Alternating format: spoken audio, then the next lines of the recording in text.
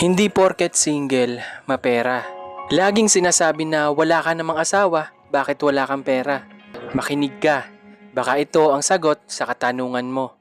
Wala silang pera kasi hindi sila madamot.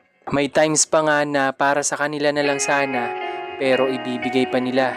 At ito pa, may times pa na sasabihan ka na wala ka namang binubuhay na pamilya, bakit wala kang pera? Makinig ka ulit, baka masagot yung katanungan mo. Yung mga tao na nakakasama nila sa buhay, yun yung nagsisilbing pamilya na sinasabi mo.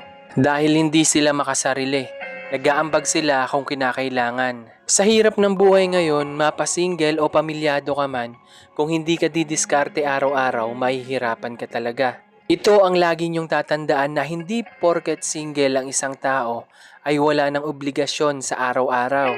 Mas madalas, mas marami pa silang iniisip kesa sa inaakala mo.